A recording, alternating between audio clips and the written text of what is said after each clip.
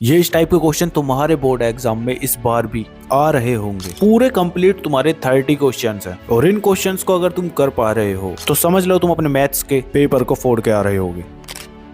So hi everyone, this is Mukul Bhardwaj और आज की वीडियो में हम क्लास 10th मैथ्स के मोस्ट रिपीटेड 30 इंपॉर्टेंट क्वेश्चंस को देखेंगे जो कि तुम्हारे इस साल भी बोर्ड एग्जाम में आ सकते हैं। तो ये क्वेश्चंस तुम्हारे एग्जाम में इसी पैटर्न पर मिल रहे होंगे, बस न्यूमेरिकल वैल्यू चेंज होगी। और हाँ, एनसीईआरटी के इंपॉर्टेंट क्वेश्चंस की पीडीएफ भी मैंने रेडी कर रखी है जो कि टेलीग्राम पर अपलोडेड है, जाके डाउनलोड कर लेना, लिंक मैं बायो में दे दूंगा। तो चलो फिर मोस्ट रिपीटेड पीवाईक्यूज देखते हैं। तो मेरी जान स्टार्टिंग करते हैं तुम्हारा रियल नंबर्स से। तो यार इसके अंदर तुम्हारा ये वाला क्वेश्चन सबसे ज्यादा इंपॉर्टेंट है, प्रूव दैट √2 इज इरेशनल। भाई साहब तुम्हारा 3 बार एग्जाम में आ चुका है ये, तो इसको तैयार कर लेना, पूरा तुम्हारे ये 5 नंबर में मिलेगा। ठीक है, इसके बाद सेकंड टाइप का क्वेश्चन है तुम्हारा find the HCF of 135 and 225 using Euclid's algorithm. अब ये क्वेश्चन भी तुम्हारा इसके अंदर बहुत ज्यादा इंपॉर्टेंट है, ये भी तुम्हारा 3 टाइम्स बोर्ड एग्जाम में आ चुका है। दोनों क्वेश्चन ही बहुत ही ज्यादा इंपॉर्टेंट है, तो इनको सॉल्व करना और अच्छे से याद रखना कि कैसे हुए थे। अब इसके बाद थर्ड क्वेश्चन आता है तुम्हारा पॉलिनोमियल्स वाले चैप्टर से, जो कि है if alpha and beta are zeros of x² - 5x + 6 find α²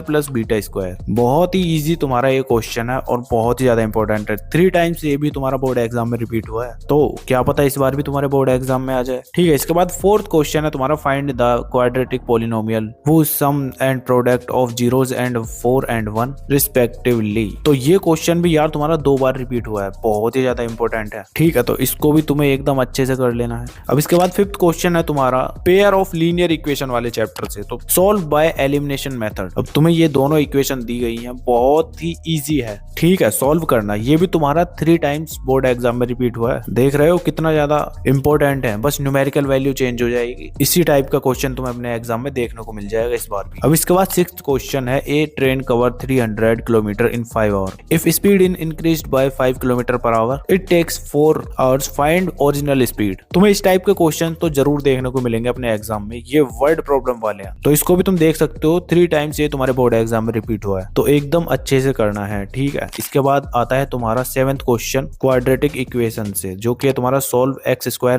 7x + 10 = 0 using factorisation. तो ये तुम्हें इक्वेशन सॉल्व करनी है फैक्टराइजेशन के हेल्प से। ठीक है, 3 टाइम्स ये भी तुम्हारे बोर्ड एग्जाम में रिपीट हुआ है, बहुत ज्यादा इंपॉर्टेंट है। इसके बाद 8th क्वेश्चन आता है सेम वही वर्ड प्रॉब्लम वाला क्वेश्चन, 2 बार रिपीट हुआ है, बहुत ज्यादा इंपॉर्टेंट है, तो कर लेना। ठीक है, इसके बाद 9th क्वेश्चन आता है तुम्हारा find the sum of first 15 term of AP. तो एपी के अंदर तुम्हारा ये सबसे ज्यादा इंपॉर्टेंट क्वेश्चन होने वाला है, 3 बार तुम्हारे बोर्ड एग्जाम में रिपीट हुआ है, तो इस बार भी तुम्हारे एग्जाम में आ सकता है। बस क्या होगा, रिपीट हो जाएगा न्यूमेरिकल वैल्यू चेंज करके बस। अब इस चैप्टर का सेकंड क्वेश्चन है, यानी कि 10th क्वेश्चन है the sum of first n term of AP is 3n² + 5n find first term and common difference. तो 3 बार ये भी तुम्हारे बोर्ड एग्जाम में आ चुका है, बहुत ही ज्यादा इंपॉर्टेंट है। ठीक है, इसके बाद है तुम्हारा 11th क्वेश्चन, जो कि कोऑर्डिनेट ज्योमेट्री वाले चैप्टर से है, फाइंड डिस्टेंस बिटवीन दिस। तो देख सकते हो इसके अंदर बस तुम डिस्टेंस वाला फॉर्मूला लगाओगे, सिंपल हो जाएगा। 3 बार ये भी तुम्हारे बोर्ड एग्जाम में रिपीट हुआ है, तो कर लेना। ठीक है, इसके बाद 12th क्वेश्चन है find the coordinate of A point dividing 3 - 5 and -7 9 इन 2:3। तो ये भी तुम्हारा बहुत ज्यादा इंपॉर्टेंट है, 2 बार रिपीट हुआ है। ठीक है, कर लेना। अब इसके बाद नेक्स्ट चैप्टर है ट्राइंगल्स, तो इसके अंदर 13th क्वेश्चन है तुम्हारा prove a line parallel to one side of triangle divides the other 2 side in same ratio. भाई साहब ये क्वेश्चन तुम्हारा बहुत ही ज्यादा इंपॉर्टेंट है, 3 बार ये भी रिपीट हुआ है, तो कर लेना। ठीक है, इसके बाद 14th क्वेश्चन है तुम्हारा prove their areas are ratio. ये वाला भी तुम्हारा बहुत ही ज्यादा इंपॉर्टेंट है, 3 बार ये भी तुम्हारा रिपीट हुआ है, तो स्किप तो बिल्कुल भी मत करना। ठीक है, इसके बाद 15th क्वेश्चन है तुम्हारा सर्कल्स के अंदर से, जो कि prove that tangent at any point of a circle is perpendicular to radius. 3 बार तुम्हारा रिपीट हुआ है, इसको एकदम अच्छे से रेडी करना है। ठीक है, 16th क्वेश्चन है तुम्हारा two tangent are drawn from a point to a circle prove they are equal. ये भी तुम्हारा मोस्ट इंपोर्टेंट ही है, 3 बार ये भी रिपीट हुआ है तुम्हारे बोर्ड एग्जाम में। अब नेक्स्ट चैप्टर है तुम्हारा ट्रिग्नोमेट्री, जिसके अंदर तुम्हारा 17th क्वेश्चन है, तुम्हें प्रूव करना है, बहुत ही ज्यादा इंपॉर्टेंट है ये वाला। 3 बार तुम्हारे बोर्ड एग्जाम में रिपीट हुआ है और इस बार भी आ ही रहा होगा। ऐसे ही तुम्हारा 18th क्वेश्चन है, इसके अंदर तुम्हें इस टाइप से साइन ए या साइन बी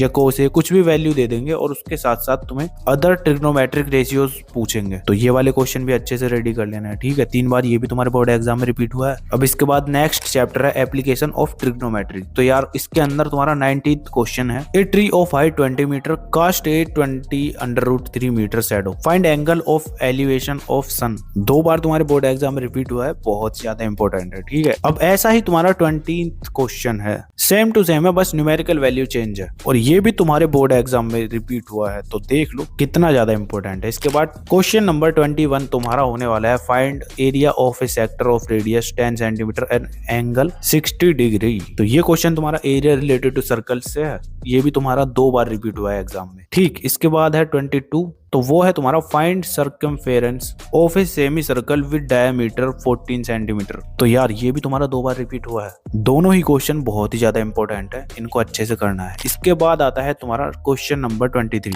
जो कि तुम्हारा सरफेस एरिया एंड वॉल्यूम से है। करना क्या है तुम्हें, find total surface area and volume of a cone with radius 7 centimetre and height 24 centimetre. 3 बार तुम्हारे बोर्ड एग्जाम में रिपीट हुआ है, बहुत ही ज्यादा इंपॉर्टेंट है, ठीक है। इसके बाद क्वेश्चन नंबर 24 है, a metallic sphere of radius 7 centimetre is melted into 8 similar sphere, find radius of each. 2 बार तुम्हारे बोर्ड एग्जाम में रिपीट हो चुका है, बहुत ज्यादा इंपॉर्टेंट है, कर लेना। इसके बाद आता है तुम्हारा क्वेश्चन नंबर 25 जो कि स्टैटिस्टिक्स वाले चैप्टर से है। इस क्वेश्चन के अंदर तुम्हें डेविएशन मेथड से मीन फाइंड करना है। 3 बार तुम्हारे बोर्ड एग्जाम में ये रिपीट हो चुका है, बहुत ही ज्यादा इंपॉर्टेंट है। एंड इसके बाद क्वेश्चन नंबर 26 में तुम्हारा मीडियन फाइंड करना है।